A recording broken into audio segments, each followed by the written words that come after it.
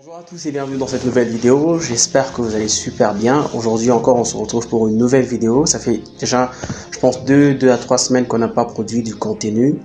Et nous revoilà encore de retour pour pouvoir vous proposer un contenu qui va nous permettre de continuer à avancer dans la bonne direction. C'est le but de ce moment, c'est de fournir des informations pour que vous puissiez prendre des décisions et aller dans la bonne direction.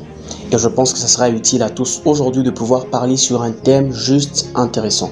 Vous est-il déjà arrivé de vous sentir dans une relation comme si vous ne savez pas vraiment qui vous étiez dans cette relation-là? Que ce soit avec un ami, une amie, que ce soit avec un employeur ou dans une communauté de vie, vous avez l'impression que vous êtes au mauvais endroit. Vous n'êtes pas à votre place. Vous êtes par exemple allé vers une femme, vous lui avez fait votre proposition ou vos propositions pour que vous puissiez être ensemble, former un couple et peut-être voir à l'avenir aboutir à un foyer. Mais malheureusement, la personne vous met en attente et cette attente dure très longtemps. Et vous avez l'impression que vous êtes quand même dans une relation, mais vous ne savez pas bien définir la nature de la relation. Récemment, j'étais dans une conférence avec le docteur David Kateba et j'ai aimé ce qu'il a dit. Il a dit que ce qui était mal défini finit toujours mal. J'ai beaucoup aimé cela. Ça signifie à partir du moment où vous n'avez pas bien défini les termes ou la nature de la relation, cette relation risque de mal finir.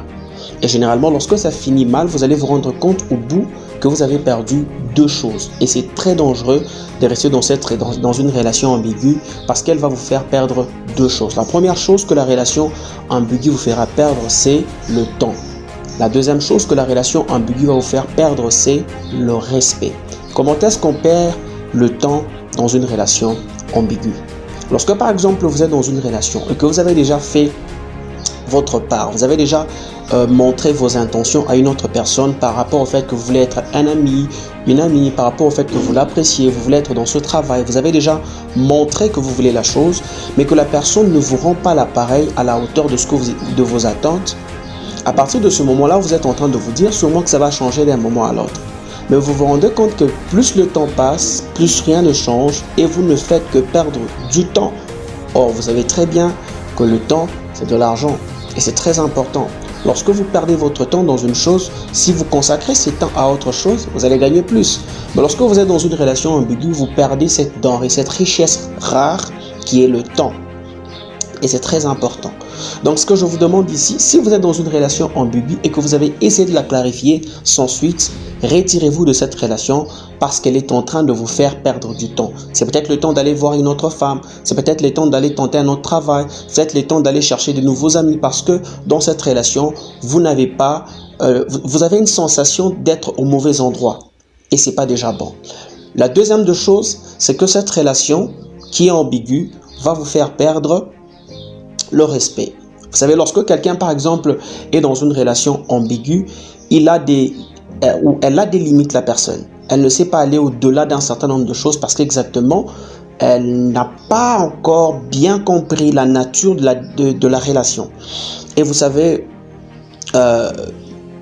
lorsque vous n'avez pas encore bien défini une relation et que vous voulez aller au-delà, ce qui se passe, c'est que vous commencez à perdre votre respect. Parce qu'après, la personne avec qui vous êtes en relation ou les personnes qui vous voient dans cette relation ne savent pas. Vous ne pouvez pas affirmer une chose, vous ne pouvez pas infirmer une chose. Vous êtes juste quelqu'un, vous semblez ne pas être décisif, vous semblez ne pas être précis dans ce que vous dites. Et généralement, quand il s'agit de relations, cela renvoie un petit mépris. Et c'est très important de mettre en accent sur le fait que lorsque vous êtes dans une relation ambiguë, il faudra chercher à fixer les choses. Si les choses ne sont pas fixées, alors retirez-vous. Ça épargnera votre respect et je pense que ça vous donnera la chance d'aller dans la bonne direction. Vous savez, aujourd'hui, il y a des hommes, par exemple, qui ont du mal finalement à aller vers d'autres femmes parce qu'ils ont tellement traîné sur une sœur, sur une personne. La personne les a tellement fait passer du temps et le fait que cette personne commençait à passer du temps autour de cette personne, elle commençait à être prise en bourrique ou tournée en bourrique. Et lorsqu'elle va vers une autre personne, son charisme, sa personnalité a déjà été sensiblement effritée et cela joue sur elle. Sur son respect, j'allais dire. Donc c'est très important que de fixer son intelligence sur ces petits éléments parce que ce sont ces éléments à la base qui vous permettent de réussir.